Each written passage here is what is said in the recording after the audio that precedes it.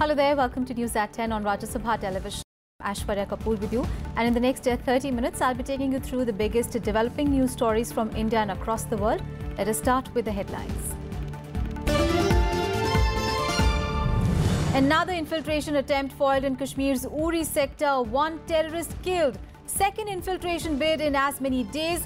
Army chief warns Pakistan of more surgical strikes.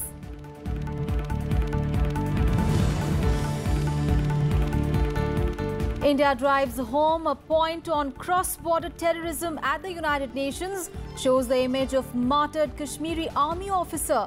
This after Pakistan tries to pass off Gaza girl as a Kashmiri.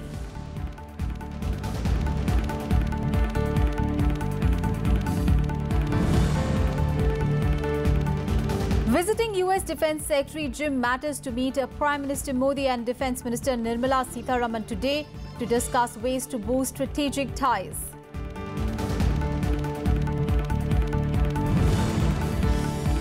PM Modi pushes electricity for all with the Saubhagya scheme to provide last-mile electrification in even the remotest pockets of the country. Government sets a target of complete electrification by 31st of March 2019.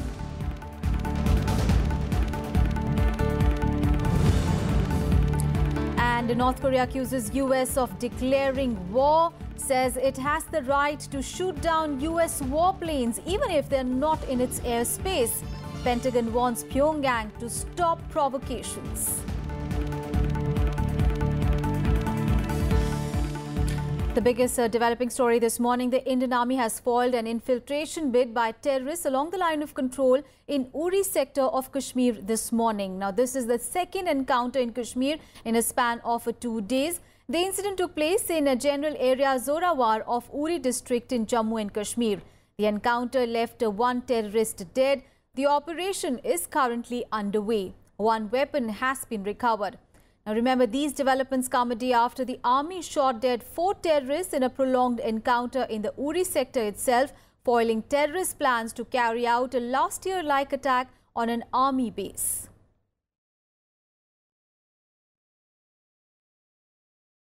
Meanwhile, in a strong message, Army Chief General Bipin Rawat has warned Pakistan of more surgical strikes if needed. Now, Army Chief's statement comes a day after the security forces foiled a major suicide attack in Uri sector, killing 4 terrorists. The Army Chief also said that India had a range of retaliatory options available to thwart nefarious designs of its neighbour, like it showed through the cross-border surgical strikes a year ago. General Bipin Rawat further added that the surgical strikes will be carried out if Islamabad does not desist from promoting cross-border terrorism. I said the surgical strikes were a message that we had communicated, and that if required and if the adversary does not behave, then if we have to continue with these kind of activities and events, we will continue. But there are other ways of doing these things also. It did not take the same form. Meanwhile, India has countered Pakistan's use of a fake image at the United Nations by presenting a real image of a martyred Indian Army officer who was kidnapped and killed by Pakistan-based terrorists. Now, exercising her right to reply, Pompeo Tripathi, a diplomat in the Indian mission to the United Nations, presented a photograph of Lieutenant Umar Faiz to the UN General Assembly, saying that this is a true picture. She told the United Nations that Fayaz was a young army officer from Jammu and Kashmir who was kidnapped in the month of May and brutally tortured and killed by terrorists. Pompeo also said that a Pakistani envoy, Maliha Lodhi, had misled the General Assembly by displaying a photograph of a girl from Palestine that was taken by an American photographer in 2014. She added that a fake picture was used to spread falsehoods about India.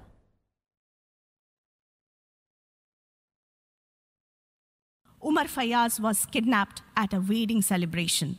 He was brutally tortured and killed by Pakistan-supported terrorists in May 2017. This is a true picture. It portrays a harsh and tragic reality. a picture of terrorism emanating from across our borders that the people of India, especially in the state of Jammu and Kashmir, have to struggle with every day. This is the reality which the permanent representative of Pakistan sought to obfuscate. And US Defense Secretary Jim Mattis is on a 2-day visit to India. The visit is aimed at boosting India-US defense and strategic ties with a focus on expanding defense trade. During his first ever visit to India, Mattis will hold talks with the Defense Minister Nirmala Sitharaman and will also call on Prime Minister Narendra Modi. The US Defense Secretary will also meet a National Security Advisor during his 2-day visit.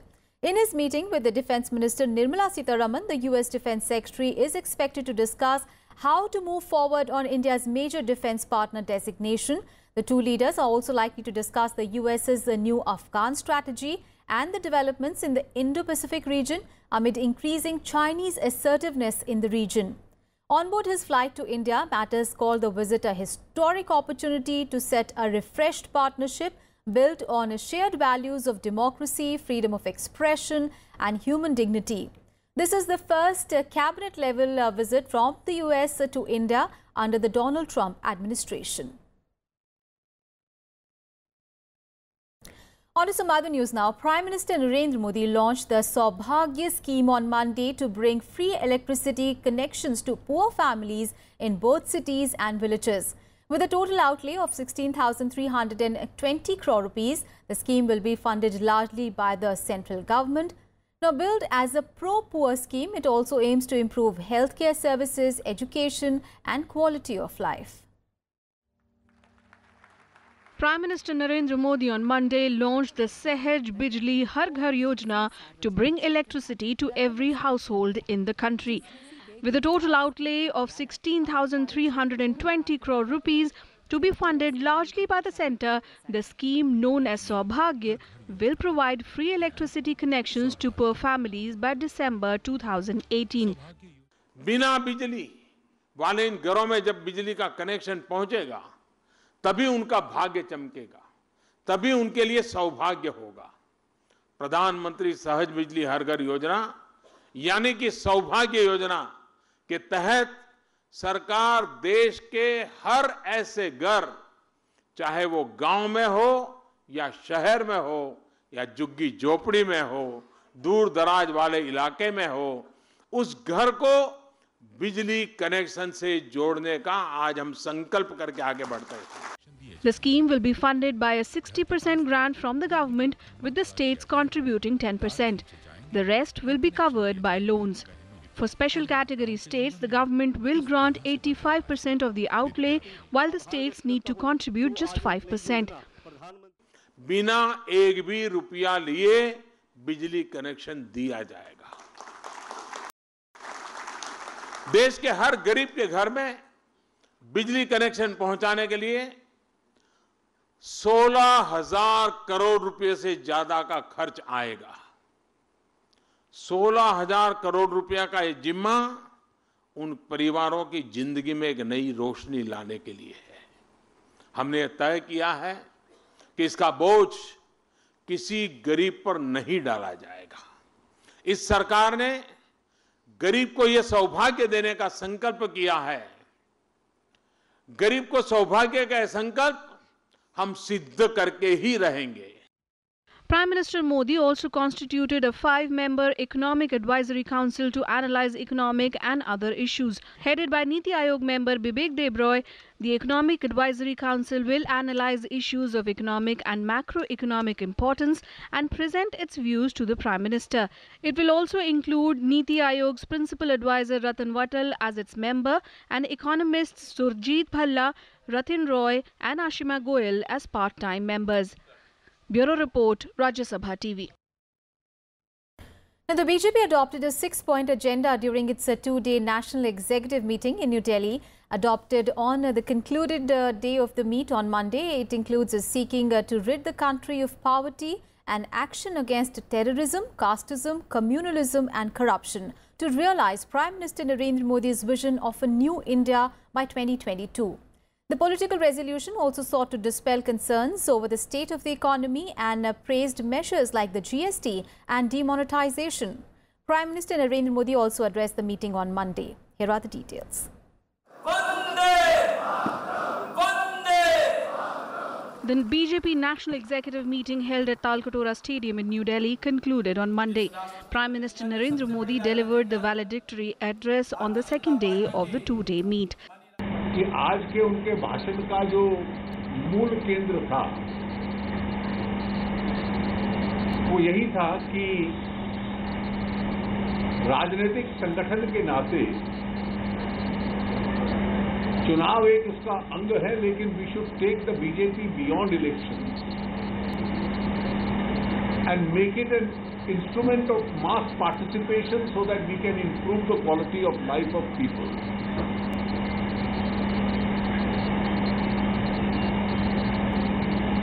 इसमें उन्होंने कई उदाहरण दिए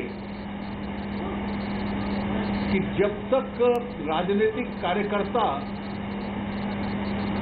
उस जन भागीदारी में हिस्सा नहीं लेते तब तक वो कार्यक्रम पूरी सफलता की ओर नहीं जाते. विपक्ष का उन्होंने जिक्र किया दो संदर्भों में. पहला ये कि जब वो सत्ता में थे तो सत्ता उनके लिए उपभोग था, वो उपभोग की साधना थी और इसलिए विपक्ष में कैसे रहना है ये उनको समझ में नहीं आ पा रहा. Addressing the meet, senior BJP leader and Union Minister Nitin Gadkari apprised the BJP workers about the political and economic resolutions passed by the party. He informed that the building of New India will be completed by 2022. Elimination of poverty, access to good health services and focus on cleanliness will be the topmost priorities of the government. 125 crore भारतवासियों के साथ कार्यकारिणी में ये संकल्प किया गया है कि न्यू इंडिया बनाने का जो हमारा सपना है उसके लिए हमको कठोर परिश्रम करने हैं और उसको हमको पूरा. अब इस न्यू इंडिया को बनाने के इस सपने को हमें कोई रोक नहीं सकता. ये सपने के जो 6 प्रमुख बिंदु हैं जिसका जिक्र इस प्रस्ताव में किया है और जिस बिंदुओं पर सरकार भी काम कर रही है और पार्टी भी काम कर रही है और दोनों के बीच में समन्वय है, वो है गरीबी से मुक्त भारत. जो नया भारत होगा वो गांव गरीब मजदूर किसान की गरीबी दूर होगी. Gadkari also spoke about the government's emphasis on skill development and currency planning. Issues like the Doklam standoff, Pakistan-backed terrorism, triple talaq and action against separatists in Kashmir were also discussed. महत्वपूर्ण बात यह है कि चाहे international forum पर कहीं भी कोई कॉन्फ्रेंस हो, हमारे प्रधानमंत्री की और विदेश मंत्री की यह सफलता रही है कि हमने आतंकवाद के विषय को एजेंडा में लाया है. अभी चाइना में ब्रिक्स में भी आपने देखा होगा और पाकिस्तान के आतंकवाद फैलाने वाले पाकिस्तान के सहयोग से जो बढ़ रही है ऐसी संस्थाओं पर जो प्रस्ताव पास हुआ है उससे ये तय हुआ है कि प्रधानमंत्री जी ने पूरे विश्व में आतंकवाद की एजेंडा को प्राथमिकता देने में उनकी बात को उन्होंने दुनिया को समझाया. Earlier, Prime Minister Narendra Modi and Party President Amit Shah inaugurated the meeting. The meet was held on the occasion of the birth anniversary of RSS ideologue Deen Dayal Upadhyay. उन्होंने एक राजनीतिक महत्व इस कार्य समिति का कि दीनदयाल जी की शताब्दी के अवसर पर ये है और इसीलिए ये एक्सपेंडेड वर्किंग कमेटी है. At least 2,000 MPs and MLAs besides the party's core group of leaders from the states attended the meet. Panchanad Mishra's report for Rajya Sabha TV. And Prime Minister Narendra Modi will address the valedictory session of Assistant Secretaries in New Delhi today. This is the third batch of IAS officers to have commenced their career with a stint in the central government. All 175 officers were designated and posted as Assistant Secretaries by the Government of India in 42 ministries of the central government for 3 months after the completion of their program. The objective of the initiative is to provide exposure of Government of India functioning to the IAS officers at a very early stage in their careers. On to some other news. Now, the Election Commission is considering to count VVPAT slips of one polling station in each assembly constituency on a pilot basis in the upcoming Himachal Pradesh elections. Reviewing the preparations for the state polls in Himachal Pradesh, Chief Election Commissioner Achal Kumar Jyoti said that voter verifiable paper audit trail or VVPAT machines would be used for the first time in all the booths, that is about 7,516 of them in 68 assembly constituencies in the state.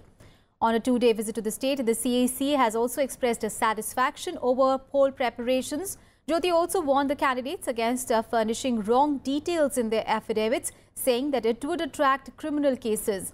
He also held discussions with the deputy commissioners, the superintendents of police, as well as representatives of political parties. The schedule for the poll, however, has not been announced as yet. On to news from other poll-bound state of Gujarat. It is day 2 of Congress Vice President Rahul Gandhi's 3-day roadshow in the state to campaign for the Congress party in the state.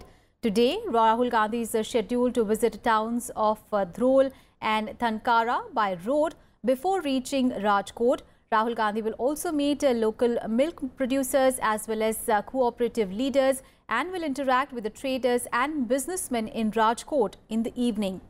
On Monday, Rahul Gandhi had kick-started his party's campaign in the poll-bound Gujarat by visiting Dwarkadhish temple in Dwarka and meeting workers and supporters of the Congress party at Bhatia village. He was accompanied by Gujarat Congress President Bharat Singh Solanki as well as the state party in charge Ashok Gehlot. Addressing a gathering in Dwarka, Rahul Gandhi criticized the government's implementations of initiatives like the demonetization and the GST. He alleged that these measures destroyed the economy and affected the lives of poor farmers and small traders.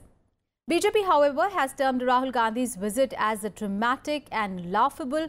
BJP spokesperson Bharat Pandya has said that Rahul Gandhi's campaign will boomerang on the Congress party and ensure another victory for the ruling party. पता नहीं क्या कारण था, नरेंद्र मोदी जी ने बिना किसी से पूछे हिंदुस्तान की इकोनॉमी पर जबरदस्त आक्रमण किया और वहां नहीं रुके। छोटे दुकानदार, छोटे व्यापारी, उनको जबरदस्त चोट लगी और फिर GST I. Vice President M. Venkaiah Naidu is on a 2-day visit to Karnataka and Gujarat. Vice President will inaugurate Swachhta Hi Seva and Shochalaya Kaig Samara, a crusade for toilet programs at Konur village in Gadag district of Karnataka. He will then visit Bengaluru, where he will be accorded a formal reception and a guard of honor. In the evening, the Vice President will meet with the visitors and delegations at Raj Bhavan in Bengaluru. And tomorrow, that is on Wednesday, Vice President Naidu will visit the Indian Institute of Science, where he will interact with the students. After the visit, he will leave for Gujarat, where he is scheduled to lay the foundation stone for water and irrigation projects at Mehsana. News from Uttar Pradesh now, where Governor Ram Naik has formed a committee headed by the Chief Secretary of the state to look into the students' protests in the BHU campus in Varanasi. According to reports, this committee will look into the police action on protesting students and examine other aspects of the incident as well. UP Chief Minister Yogi Adityanath has recently ordered a probe into the incident. 3 additional city magistrates, 2 police officers were also removed on Monday in connection with the lathi charge on students. Meanwhile, Congress party has hit out at the state government over police lathi charge on girl students. Party Vice President Rahul Gandhi has demanded an apology from Prime Minister Narendra Modi for the police's action. While Uttar Pradesh Health Minister Siddharthnath Singh has said that severe action will be taken against the people who are involved once the reports are out. देखिए, मैं इतना ही कहूँगा कि ये एक गंभीर विषय है और इसको गंभीरता से लेते हुए हम लोगों ने इसकी रिपोर्ट मांगी है और उच्च स्तरीय रिपोर्ट मांगी है। जब रिपोर्ट आ जाएगी तो उस पर हम लोग विस्तृत उस पर कार्रवाई भी करेंगे और इतना कह सकता हूं कि कोई भी कानून अपने हाथ में नहीं ले सकता और कठोर से कठोर कार्रवाई भी करनी पड़ेगी तो हम लोग करेंगे। बेटी बचाओ, बेटी पढ़ाओ, मगर अगर बेटी हक मांगे तो उसकी पिटाई करो। ये है बीजेपी की फिलॉसफी। जो बीएचयू में हुआ है, हो रहा है, जो एफआईआर लगाए जा रहे हैं, वो शर्म की बात है। प्रधानमंत्री जी की कंस्टिट्यूएंसी है, उनको अपोलोजाइज करना चाहिए बीएचयू की जो लड़कियां हैं उनसे। And let's get you an update on the situation in the Darjeeling Hills, and the West Bengal government has lifted the restrictions on the use of internet services in Darjeeling and Kalimpong, which were imposed on 18th of June. Now this as the region is now returning to normalcy despite the indefinite shutdown in the hills by the GJM for a separate state of Gorkhaland. Now shops, businesses, establishments as well as tea gardens have opened in both these districts, defying the shutdown call. Peace rallies have also been taken out by the residents in Kurseong, Darjeeling as well as Mirik districts. Meanwhile, the newly appointed Board of Administrators met for the first time and decided to carry out a special audit of the Gorkhaland Territorial Administration. Our top international story now. North Korea says that US has declared war on it. The country's foreign minister said this in response to Donald Trump's comments, saying that North Korea has the right to make countermeasures, including shooting down US bombers in international airspace. Meanwhile, the US has denied that it has declared war, but it warned that it had military options if North Korea does take further provocative actions. And United Nations has pleaded for restraint. 지난 며칠 동안 다 알다시피 유엔을 비롯한 국제사회는 이 조미 사이 그 말싸움이 행동으로 이어지지 않기를 간절히 소원했습니다. Warnings of conflict as North Korea accused US President Donald Trump of declaring war on it, adding that Pyongyang will have every right to make all self-defensive countermeasures, including the right to shoot down the US strategic bombers at any time, even if they are not inside its aerospace. The White House dismissed the statement as absurd, and the Pentagon warned Pyongyang to stop provocations. We've not declared war on North Korea, and frankly, the suggestion of that is absurd. It's never appropriate for a country to shoot down another country's aircraft when it's over international waters. Our goal is still the same. We continue to seek the peaceful denuclearization of the Korean Peninsula. North Korea's latest verbal salvo comes after Trump's recent tweet that the North Korean leadership would not be around much longer if they continued their rhetoric. The UN has warned that fiery talk could lead to fatal misunderstandings. I think when you have the rise of tension, the rise of rhetoric, so does the risk of miscalculations. Fiery talk can lead to fatal misunderstandings. We would want to reiterate that the only solution for this is a political solution. The developments come 2 days after US warplanes flew close to North Korea's coast in a show of force. The US has maintained that in order to deal with North Korea, it is keeping all its options open, including a military one. The US Navy will also continue to maintain its presence near the Korean Peninsula and will conduct scheduled naval maritime exercises with the South Korean Navy off the peninsula at the end of October. Indeed, it is very likely that North Korea will conduct further provocations. And under these circumstances, it is imperative that we, Korea and the United States, together manage the situation with astuteness and steadfastness in order to prevent the further escalation of tension or any kind of accidental military clashes in the region which can quickly spiral out of control. The US and North Korea exchanged a series of verbal volleys last week as the UN met in New York.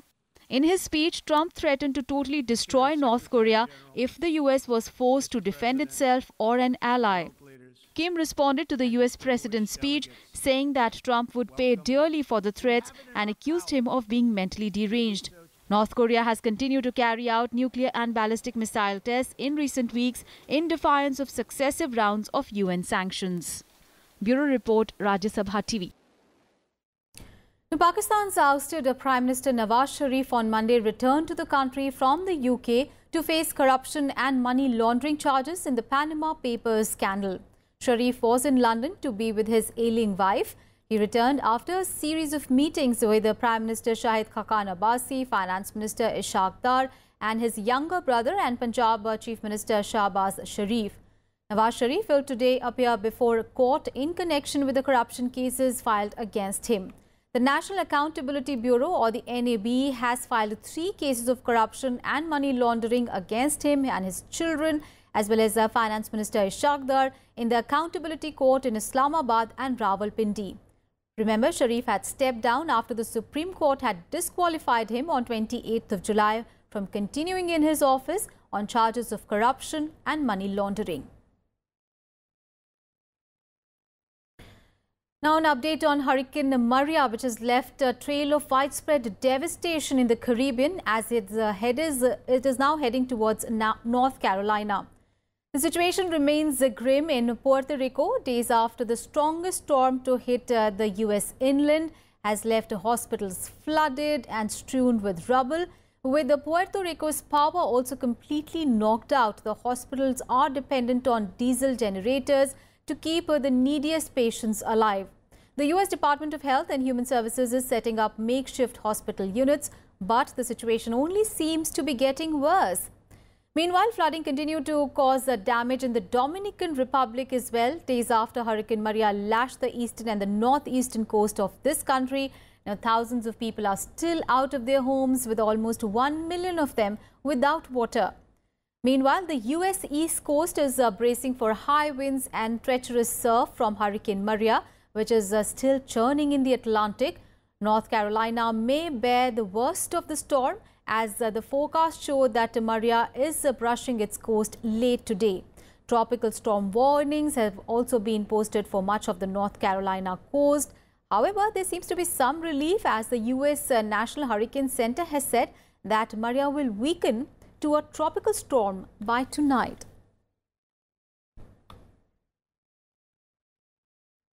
And more news from across the globe in World Wrap. Nearly 50,000 people have evacuated their homes for the fear of an imminent volcanic eruption on the Indonesian resort island of Bali. Mount Agung has been shaking since August and is threatening to erupt for the first time in more than 50 years. Close to 50,000 people have fled and the number is expected to rise. Officials announced the highest possible alert level on Friday and told people to stay at least 9 kilometers away from the volcano. Russia is committing grave human rights violations in Crimea, according to a report by the United Nations. The UN Human Rights Agency says it has documented arbitrary arrests, torture, and at least 1 extrajudicial execution in the region. Russia has, however, dismissed the report as unjust and biased. Russia annexed the peninsula from Ukraine in 2014. Myanmar troops are searching for dozens of missing Hindu villagers feared dead. This after the discovery of a mass grave of 28 corpses in Rakhine State. Army says that it is the evidence of a massacre by the Rohingya Muslim militants. Rakhine has plunged into crisis after Rohingya militants there raided police posts last month, unleashing an army crackdown that has displaced hundreds of thousands of civilians.